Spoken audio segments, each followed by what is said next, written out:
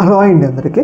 రీసెంట్గా జరిగిన ఒక పరిణామాన్ని మనం క్లియర్గా గమనించినట్లయితే విజయమ్మ గారికి జగన్మోహన్ రెడ్డి గారికి మాటలు ఇవ్వ అన్న అనుమానాలు అయితే చాలా బలపడుతున్నాయి. ఎందుకంటే రీసెంట్గా జరిగిన ఆ పరిణామం ఏంటి అంటే రీసెంట్గా విజయమ్మ గారి బర్త్డే జరిగింది. నిన్న విజయమ్మ గారు బర్త్డే డేట్ అయితే విజయమ్మ గారు బర్త్డే డేట్ సందర్భంగా జగన్మోహన్ రెడ్డి గారు బర్త్డే విషెస్ తెలియజేయలేదు.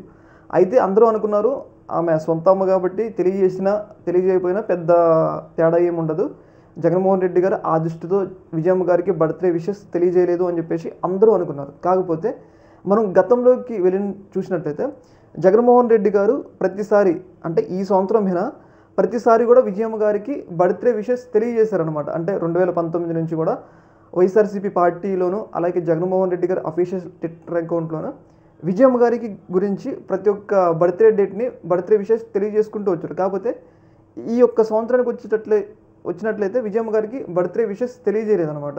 అయితే ఇక్కడే కొన్ని అనుమానాలు అయితే బలపడుతున్నాయి. నిజంగానే జగన్మోహన్ రెడ్డి గారికి విజయమ్మ గారికి ఏమన్నా గ్యాప్ వచ్చిందా అన్న అనుమానాలు అయితే బలపడుతున్నాయి. అయితే ఒకవేళ మర్చిపోయారు అని చెప్పేసి మనం అనుకుందాం.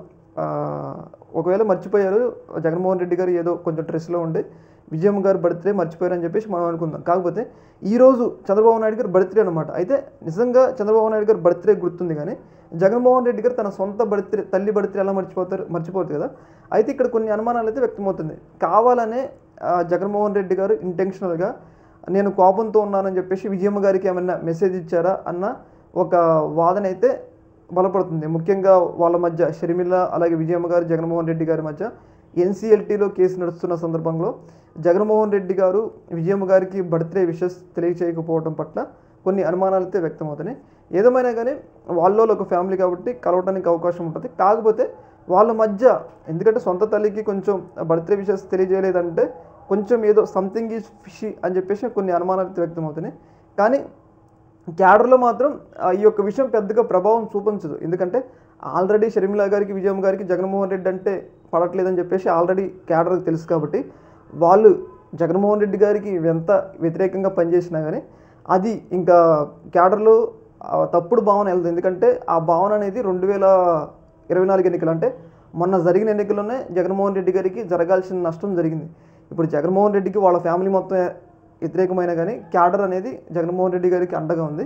ఈ విషయం అనేది పెద్దగా ప్రభావం అయితే చూపదు. కాకపోతే ప్రతిపక్ష వాళ్ళు మాత్రం ఈ విషయాన్ని తమకి అనుకూలంగా మార్చుకోవడానికి అయితే అవకాశం ఉంటుంది. కాకపోతే ఈ విషయంని జగన్మోహన్ రెడ్డి గారు కొంచెం సెట్ చేసుకుంటే బాగుంటుంది. మళ్ళీ ఈ యొక్క విషయం ప్రతిపక్ష వాళ్ళు వాడుకొని తల్లిని చెల్లిని దూరం పెట్టారనే స్లోగన్ ప్రజల్లోకి తీసుకెళ్ళి మళ్ళీ జగన్మోహన్ రెడ్డి గారికి కొంచెం వ్యతిరేకత తీసుకురావడానికి అయితే అవకాశం ఉంటుంది. ఏదేమైనా కానీ ఇవాళ జరిగిన పరిణామంతో ఒకటైతే కన్క్లూజన్కి అయితే వచ్చింది. జగన్మోహన్ రెడ్డి గారికి అలాగే విజయమ్మ గారికి మాటలు లేవు అని చెప్పేసి మనకైతే క్లియర్గా తెలిసిందనమాట. నేను చెప్పడం కాదు, క్లియర్గా తెలిసింది.